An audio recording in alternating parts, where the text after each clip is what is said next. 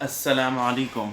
आज का हमारा टॉपिक है एटीएस विद एमओआर पैनल का पावर डायग्राम।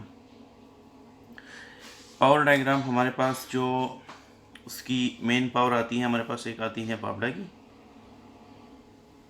ये हमारे पास 3 केबल आ गए। अब डिपेंड करते हैं कि यहाँ पे हम टर्मिनल ब्लॉक लगाते हैं टीबी या एमसीसीबी ब्रेकर लगाते हैं। ठीक है, ये भी डिपेंड करते हैं। अच्छा होता है कि एमसीसीबी टीपी लगाया जाए इधर ही, ताकि सारा कंट्रोल यहाँ पे हो। अगर इसके पीछे एमसीसीबी कंट्रोल हो, फिर लोग यहाँ पे एमसीबी नहीं लगाते, यहाँ पे टर्मिनल ब्लॉक लगाते हैं। उसके बाद आता है मैग्नेटिक कनेक्टर एमजी वापडा का। उसके बाद आते हैं हमारे पास इसी तरह टर्मिनल ब्लॉक कनेक्टर आ गए। ये मैग्नेटिक कनेक्टर आ गया जी जनरेटर का। ठीक हो गया, 3 पोल।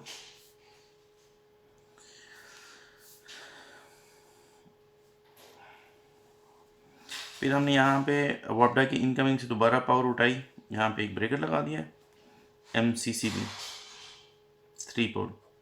इसकी जगह हम चेंजोर भी लगा सकते हैं, मैं अभी आपको बता देता हूँ।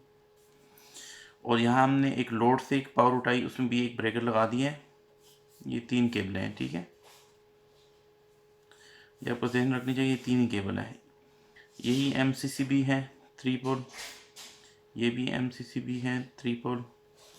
ठीक है, इन तीनों को हमने लूप कर दिया। ठीक हो गया। अब लूप किए हैं। अब अगर एक सोर्स हो आपका तो यहाँ पे हम एक टर्मिनल ब्लॉक लगाते हैं। ठीक है, और अगर सोर्स ज़्यादा हो तो हम यहाँ पे क्या करते हैं, इसको यहाँ पे हम कॉपर लगाते हैं, रेड येलो ब्लू।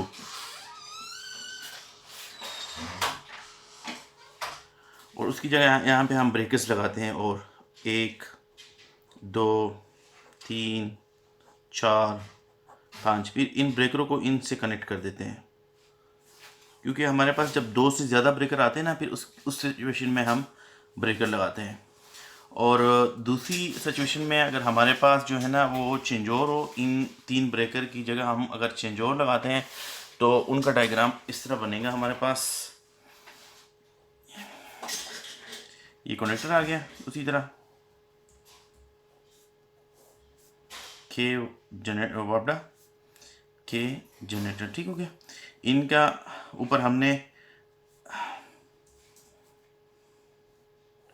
एक चेंज और को दे दी। ठीक है, ये चेंज और 1 हो गया। चेंज और 1 जो है ना, ये क्या करते हैं, चेंजोर में 2 सोर्स जाते हैं, 1 और 2। फिर उसका जो अगला परली साइड है वो लूप होता है। ये चेंज और 1 हो गया। इस पे मैं चेंजोर पे भी इंशाल्लाह वीडियो बनाऊंगा।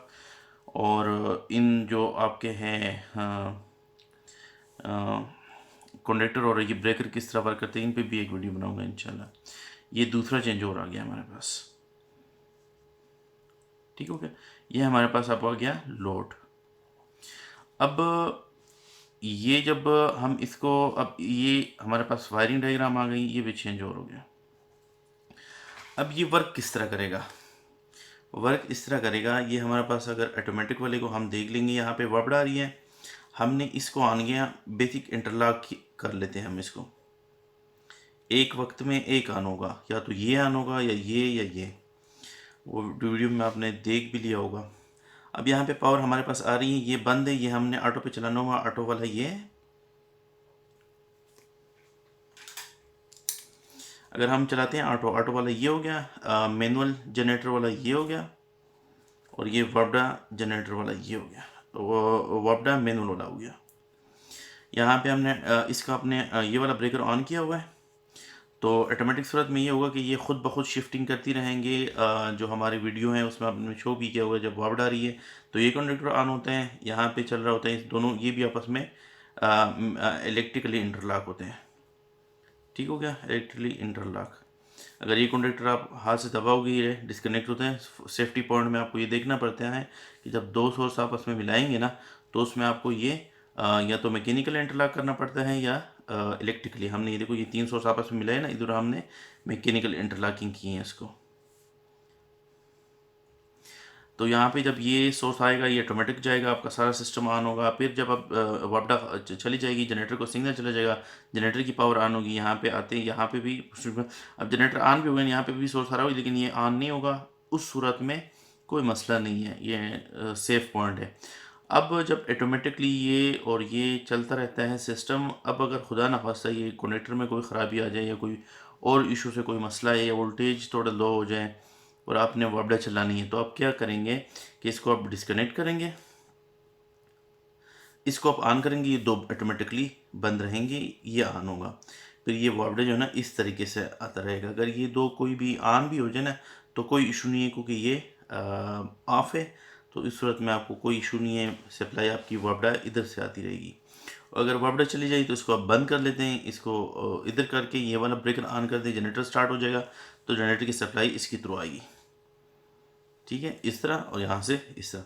अब अगर जनरेटर की सप्लाई इधर आ भी रही हो ना तो कोई इशू नहीं है, क्योंकि ये तो बंद है, ब्रेकर बंद है, तो आप जो है ना सेफ पॉइंट है।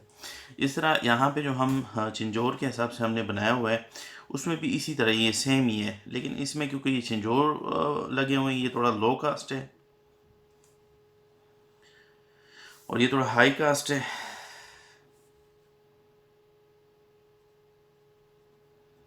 ठीक है, क्योंकि इसमें ब्रेकर लगे हुए हैं। अब इसका बेनिफिट क्या होता है कि ये ब्रेकर, क्योंकि आपको पता है कि ये शॉर्ट सर्किट पे ट्रिप भी करता है, तो अगर ये चीज़ चल रही हो, यहाँ पे कोई मसला है तो ये ब्रेकर ट्रिप करेगा। अगर ये ऑटो पे चल रहा हो तो ये ब्रेकर ट्रिप करेगा। अगर ये मैनुअल पे चल रहा हो तो ये ब्रेकर ट्रिप करेगा। इसमें लो कास्ट में ये सिर्फ ये है कि यहाँ पे पीछे ब्रेकर होना बहुत ज़रूरी है यहाँ पे ना, इन जगह पर। अब ये देखो यहाँ पे इस तरह है कि यहाँ पे ऑटोमेटिक जो चल रहे हैं, ये हमारे पास पॉइंट 1 है, ये 2 है, ये हमारे पास आउट है। इसी तरह ये 2 है, ये 1 है, जिसके ऊपर लिखा होता है ना चिंजोर के ऊपर 0 पे ऑफ होते हैं, 1 और 2। इसमें आप जिधर भी घुमाते हो, अगर इधर आप घुमाते हो तो 1 चलते हैं, अगर इधर करते हैं तो 2 चलते हैं। ठीक है, तो इसी तरह यहाँ पे जब ऑटोमेटिक हमारा सिस्टम चलता है, इसको हम 2 पे रखेंगे और इसको हम 1 पे रखेंगे, तो इन दो वे में इसको सप्लाई करेगा। बेसिक उसका जो है ना वो 2 वे को उसको सप्लाई करेगा। अब यहाँ पे जब ऑटोमेटिक चलता रहेगा, हम इसको जो है ना 2 पे करेंगे तो ये सिस्टम यहाँ पे इसके साथ कनेक्ट हो जाएगा, सप्लाई आपका यहाँ पे आएगी। यहाँ पे हम इसको 1 पे रखेंगे, ये 1 हो गया और ये आपका सिस्टम लोड चलता रहेगा।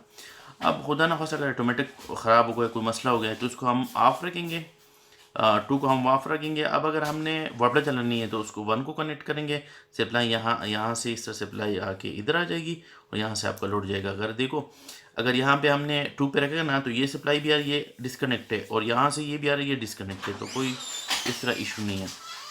इस तरह जब जनरेटर चलता रहेगा तो हमारे पास इधर से पावर आ गई जनरेटर में, और यहाँ पे इसको हम 2 पे रखेंगे।